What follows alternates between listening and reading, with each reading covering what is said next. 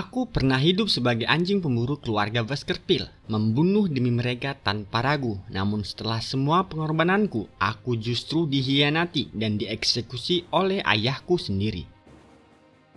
Pada cerita sebelumnya, Beecher bertemu dengan Damian dan membantu menyembuhkan anaknya dengan syarat membantunya untuk membunuh kepala keluarga Bourgeois. Di ruang sunyi yang dipenuhi cahaya redup, Damian berlutut sambil menggenggam tangan putrinya yang telah meninggal. Air mata terus mengalir di wajahnya. Nian yang melihat itu bertanya, mengapa seseorang bisa menangis karena cinta dan rasa syukur. Beecher hanya menjawab bahwa emosi manusia memang rumit. Beberapa saat kemudian, Damian berdiri. Kesedihan masih tersisa di wajahnya. Ia berterima kasih kepada Nighthawk karena telah memberi kesempatan menjalankan tugas terakhir sebagai ayah. Namun Beecher langsung meminta bayarannya. Damian tanpa ragu berlutut dan bersumpah menyerahkan segalanya kepada Nighthawk. Saat ia mengangkat kepala, matanya berubah. Dan permintaan Nighthawk hanya satu, kepala Bartholomew Bourgeois. Malam itu, Damian bertemu kembali dengan Nighthawk dan Dolores di sebuah gazebo terpencil. Beecher segera menjelaskan tujuan pertemuan mereka. Mereka akan membunuh kepala keluarga Bourgeois. Damian mengungkapkan dirinya sudah menyiapkan semuanya. Ia sengaja menyebarkan rumor tentang keberhasilan besar klub Oracle demi menarik perhatian Bartholomew. Rencana itu pun berhasil. Ia bahkan mendapat undangan makan malam pribadi.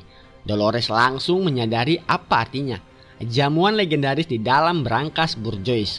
Damian menjelaskan bahwa berangkas itu adalah kubus raksasa dari Mithril dan dipenuhi harta tak ternilai dan dilindungi sihir anti teleportasi. Namun detail terpentingnya jauh lebih berbahaya. Bartholomew selalu masuk sendirian bersama tamunya selama 1 jam penuh. Tak ada pengawasan dari luar. Kesempatan sempurna untuk membunuhnya. Dolores mempertanyakan mengapa Bartholomew berani melakukan hal berbahaya seperti itu. Namun sebelum Damian menjawab, Nighthawk mengungkapkan kebenaran mengejutkan. Bartholomew adalah iblis dengan kekuatan absolut. Damian terkejut mendengar hal itu, tapi Beecher menghentikannya dan menyerahkan dokumen rencana mereka. Tim Nighthawk akan menghadapi Bartholomew di dalam berangkas, sementara Damian membantu dari luar. Saat Damian dan Dolores membaca isi dokumen itu, ekspresi mereka langsung berubah. Rencana ini bukan hanya soal keluarga Bourgeois. Jika berhasil, seluruh kekaisaran bisa runtuh. Hari jamuan akhirnya tiba. Di perjalanan menuju mansion Bourgeois, Piggy dan Sinclair berbicara penuh semangat tentang kemenangan klub Oracle dan kesempatan bertemu orang terkaya di kekaisaran. Sinclair bahkan mengatakan ia berharap Beecher ikut bersama mereka. Dolores hanya terdiam muram. Ia tahu kedua temannya sedang dibawa ke tengah bahaya. Sesampainya di mansion, mereka dipersilakan menunggu di ruang mewah. Saat Piggy dan Sinclair sibuk mengagumi tempat itu, Dolores diam-diam menuangkan ramuan tidur ke dalam teko teh. Ia harus memastikan mereka tertidur sebelum jamuan dimulai. Ketika Piggy hampir membuka kotak hadiah yang mereka bawa, Dolores langsung menghentikannya. Dengan panik, ia buru-buru menyuruh mereka minum teh dan beristirahat. Tak lama kemudian, ramuan itu mulai bekerja. Piggy dan Sinclair perlahan tertidur tanpa menyadari apapun. Saat pemandu keluarga Bourgeois datang menyebut mereka, Dolores berpura-pura tenang dan mengatakan kedua temannya terlalu gugup hingga tertidur. Dalam hati, ia terus meminta maaf kepada mereka. Ia lalu memilih menemui Bartholomew sendirian. Dolores mengikuti sang pemandu, melewati lorong panjang hingga tiba di bagian mansion yang gelap dan menekan. Di hadapannya berdiri pintu logam raksasa, berangkas legendaris Bourgeois. Pintu itu perlahan terbuka, lalu tertutup kembali di belakang Dolores, meninggalkannya sendirian dalam kegelapan. Saat berjalan pelan di dalam ruang luas itu, kakinya tiba-tiba terpeleset koin emas. Saat kemudian cahaya keemasan menyala terang memenuhi seluruh ruangan, gunung emas memenuhi berangkas raksasa itu. Di tengah lautan harta berdiri di meja makan panjang dengan jamuan mewah yang telah disiapkan. Lalu sebuah suara berat memecah keheningan. Seorang pria besar berjanggut pirang berdiri sambil memegang segelas anggur merah. Bartholomew Bourgeois, kepala keluarga Bourgeois. Di dalam berangkas raksasa yang dipenuhi gunung emas dan cahaya lilin, Dolores duduk berhadapan langsung dengan Bartholomew Bourgeois, orang terkaya di dunia dan juga seekor iblis. Bartolomeo membuka percakapan dengan memuji kemampuan investasi Dolores. Ia mengaku terkesan dengan keputusan beraninya mendukung kelompok pedagang Wendy. Dolores sempat terkejut oleh pujian itu, namun ia segera teringat peringatan Nighthawk. Bartolomeo ahli memanipulasi orang lewat kata-kata. Percakapan kemudian berubah ketika Bartolomeo menyebut Kardinal Humbert baru saja mengunjunginya. Nama itu langsung membuat wajah Dolores membeku. Ia tahu Humbert sudah korup, tapi tidak menyangka hubungan kaum sesatnya bahkan mencapai kepala keluarga Bourgeois. Bartolomeo lalu memulai memainkan topengnya. Ia mengaku hanya ingin menjalin hubungan baik dengan gereja. Namun keluarga Bourgeois selalu dianggap jahat hanya karena kekayaan mereka terlalu besar. Dengan tenang ia bertanya, apakah menggunakan kekayaan untuk melakukan kebaikan bisa dianggap salah? Dolores akhirnya muak. Ia menghantam meja dan mulai membongkar semua dosa Bartolomeo. Perjanjian dengan iblis, pengorbanan anak yatim, korupsi terhadap Kopatis, hingga dukungannya pada kaum sesat demi merebut kota suci.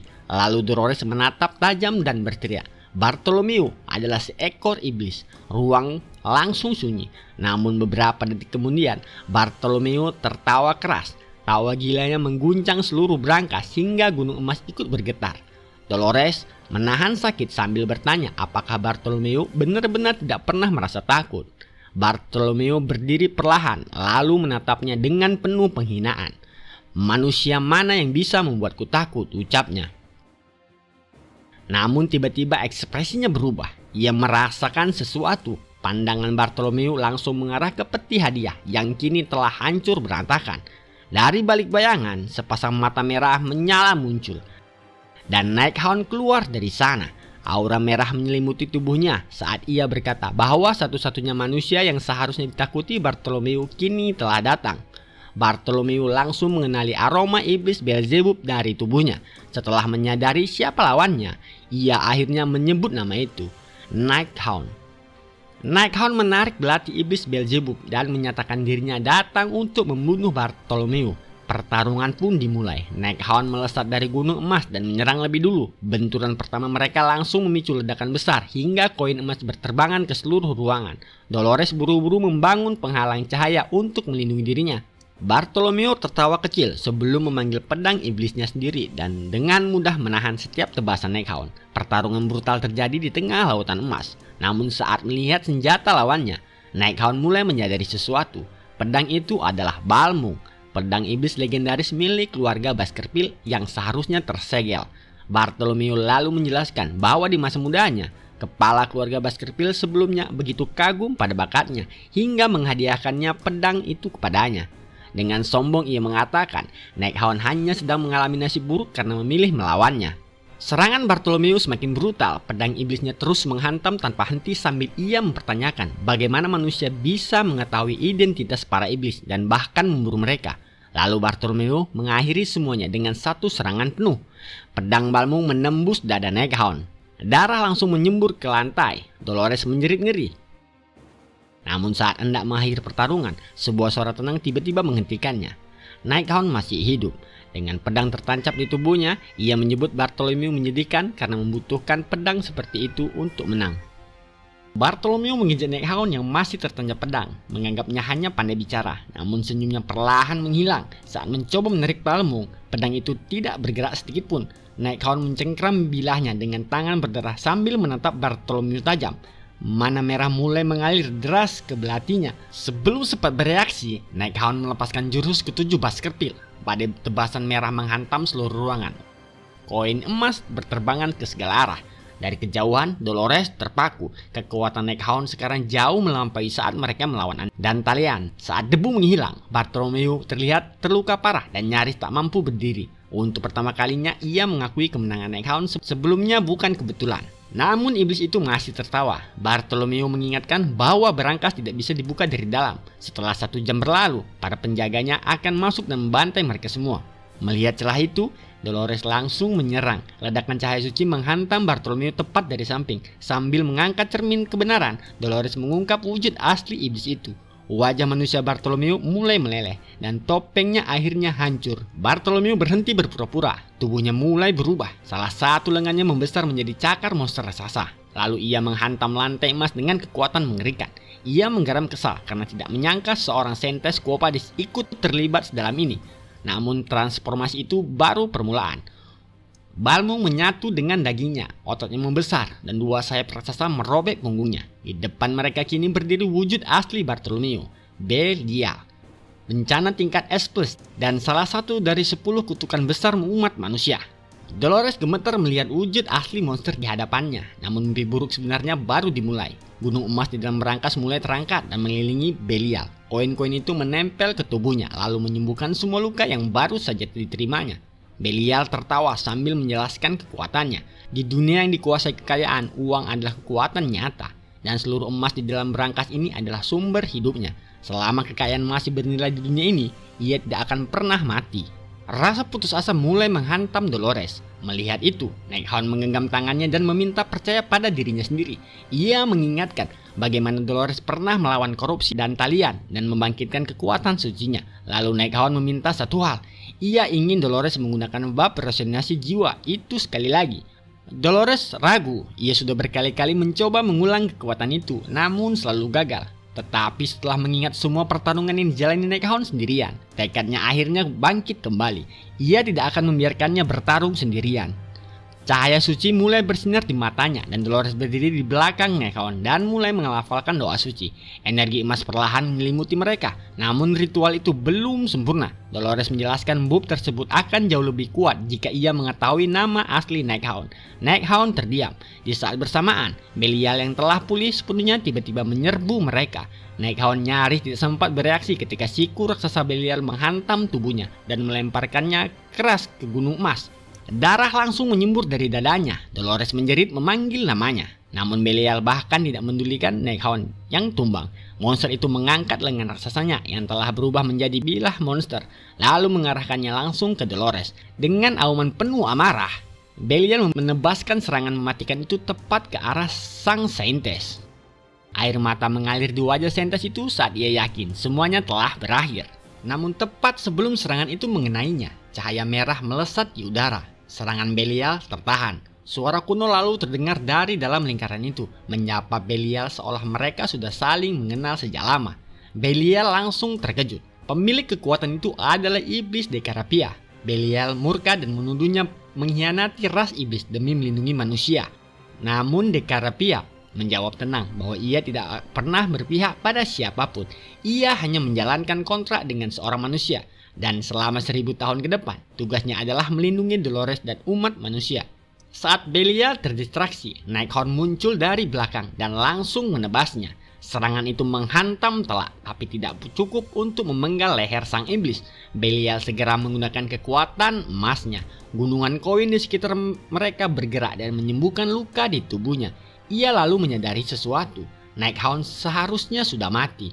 Namun meski tubuhnya hancur dan dadanya terus berdarah, Nighthawk masih berdiri karena kekuatan iblis Beelzebub yang memberinya kemampuan regenerasi. Belial mulai memahami bahwa lawannya jauh dari manusia biasa. Di sisi lain, Dolores yang terjebak di dalam penghalam Dekarapia memohon agar dilepaskan supaya bisa membantu bertarung. Namun Dekarapia menolaknya. Perintahnya hanya satu, melindungi Saintes. Dolores akhirnya sadar penghalang ini memang sudah disiapkan Nighthawk sejak awal demi keselamatannya. Sementara itu, pertarungan brutal kembali pecah. Nighthawk dan Belial bertukar serangan tanpa henti di tengah hujan emas. Namun kekuatan fisik Belial jauh lebih unggul. Satu pukulan menghantam Nighthawk dan melemparkannya keras ke lantai. Meski begitu, Belial sendiri mulai terkejut. Sebagai pendekar tingkat tinggi, ia tidak percaya harus bertarung sesulit ini melawan seorang manusia. Nighthawk juga menyadari kenyataan pahitnya. Selama emas di dalam berangkas masih ada, Belial akan terus beregenerasi dan semakin kuat. Pertarungan kekuatan murni mustahil dimenangkan. Karena itu, tujuan Nighthawk bukan membunuh Belial dengan cepat. Ia hanya harus bertahan lebih lama. Sementara pertarungan berlangsung, Dolores menolak hanya menjadi penonton. Ia mulai melafalkan doa suci dan memanggil dinding api emas raksasa untuk memisahkan mereka. Namun Belial langsung menghancurkannya hanya dengan satu auman. Dolores terpental, tapi ia kembali bangkit dan mulai merapal doa lagi tanpa menyerah. Melihat itu, Belial tertawa menghina dan memutuskan membunuh Dolores lebih dulu. Namun sebelum ia bergerak, Nighthawk muncul kembali di belakangnya dan menyatakan bahwa dirinya adalah lawan utama Belial. Iblis itu hanya tersenyum. Belial kembali menatap Dolores. Ia membanggakan kekuatan kekayaan yang lahir dari keserakahan manusia dan menyatakan bahwa di dalam brankas ini, baik pedang Nighthawk maupun sihir suci Dolores tidak akan berarti apa-apa. Lalu Belial melancarkan serangan pamukasnya. Badai proyektil emas memenuhi seluruh ruangan dan melesat langsung ke arah Dolores. Lingkaran sihir Dekarapia menyusut dan melindunginya, namun benturan itu tetap mengguncang tubuhnya. Saat debu meredah, darah segar terciprat ke pakaian Dolores. Ia terkejut, berdiri di depannya sambil menahan seluruh hujan emas dan tubuhnya sendiri adalah Nighthawk. Tubuhnya dipenuhi luka dan darah terus mengalir deras. Dolores hanya bisa menatapnya dengan gemetar sambil memanggil namanya. Menolak tumbang, Nighthawk menghancurkan senjata yang menancap di tubuhnya dengan ledakan aura. Dolores panik dan memohon untuk keluar agar bisa menyembuhkannya, tetapi Dekarapia menolaknya. Penghalang itu telah diperkuat atas perintah Nighthawk sendiri. Tanpa menoleh lagi, Nighthawk kembali menghadapi Belial. Iblis itu langsung memanggil hujan emas. Nighthawk menebas cepat dengan pedang, menghancurkan badai emas di udara. Namun Belial segera membalas. Lengan raksasanya menghantam Nighthawk dan melemparkannya keras ke lantai. Belial langsung menciptakan tinju raksasa dan menghantamkannya ke bawah untuk menghancurkan Nighthawk sepenuhnya. Sementara itu, Dolores terus mencoba memecahkan penghalang. Ia memukul berkali-kali hingga tangan dan lengannya berdarah, tetapi semua usaha itu sia-sia. Akhirnya ia jatuh berlutut dalam keputusasaan. Dolores mulai meragukan kekuatan sucinya. Iman, keadilan, dan kesetaraan terasa tak berarti di hadapan iblis yang memperoleh kekuatan dari keserakahan manusia. Ia membenci dirinya karena hanya menjadi beban, sementara Nighthawk terus bertarung sendirian. Di sisi lain, Nighthawk kembali bangkit meski tubuhnya terluka. Dengan satu tebasan cepat, ia memotong lengan Belial. Namun Belial langsung membalas. Pukulan brutal menghantam Nighthawk dan melemparkannya kembali ke dalam pelindung bersama Dolores. Darah mengalir deras dari luka di tubuhnya. Nighthawk segera menyadari situasinya memburuk. Mana miliknya hampir habis karena mempertahankan aura dan penghalang Dekarapia secara bersamaan.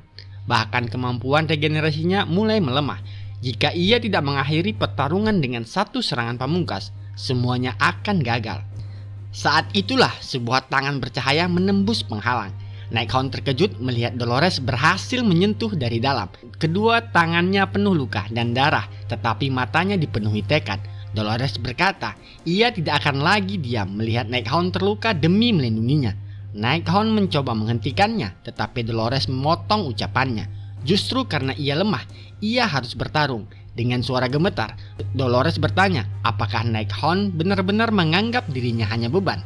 Pertanyaan itu membuat Nighthawk terdiam. Untuk pertama kalinya, ia menyadari dirinya terlalu sibuk melindungi hingga melupakan kepercayaan. Nighthawk bangkit berdiri di depan Dolores. Ia akhirnya mengatakan, Dolores bukan beban, melainkan rekan berharga yang telah bangkit bersamanya. Seseorang yang ingin ia lindungi apapun risikonya. Di tengah pertempuran, ingatan masa kecil Dolores mulai muncul. Dulu, Dolores kecil menangis di hadapan Paus setelah bermimpi dunia dihancurkan kejahatan. Ia takut kekuatannya terlalu lemah untuk menyelamatkan siapapun. Sang Paus menenangkannya. Ia berkata, kekuatan sucinya akan tumbuh ketika imannya terhubung dengan kepercayaan tulus dari seseorang yang berjalan di sisinya. Kenangan itu kembali menghantam Dolores saat gunung emas mulai bergetar. Belial meraung dan melepaskan serangan ke arah mereka. Di tengah kekacauan itu, Dolores mulai melantunkan doa suci yang jauh lebih kuat dari sebelumnya. Aura suci menyelimuti tubuhnya. Dolores memohon kekuatan untuk memikul beban bersama Nighthawk dan menjadi seseorang yang bisa ia percayai. Ia memanggil seorang jenderal suci untuk bertarung di sisi mereka. Namun ritual itu membutuhkan satu hal terakhir, nama asli orang yang akan ia perkuat. Dolores memohon agar Nighthawk memberitahukan namanya jika ia benar-benar mempercayainya sebagai rekan. Nighthawk akhirnya berbicara. Ia menyebutkan satu nama, Van. Mata Dolores langsung melebar. Di bawah cahaya suci, topeng dan tudung Nighthawk seakan menghilang. Wajah asli di balik identitas itu akhirnya terlihat, dan Dolores mengenalinya. Dan begitulah akhir dari part kali ini. Kalau kalian menikmati konten yang kami bawakan, jangan lupa tinggalkan like dan dukung channel ini. Terima kasih banyak sudah menonton sampai akhir, dan sampai jumpa lagi di video berikutnya.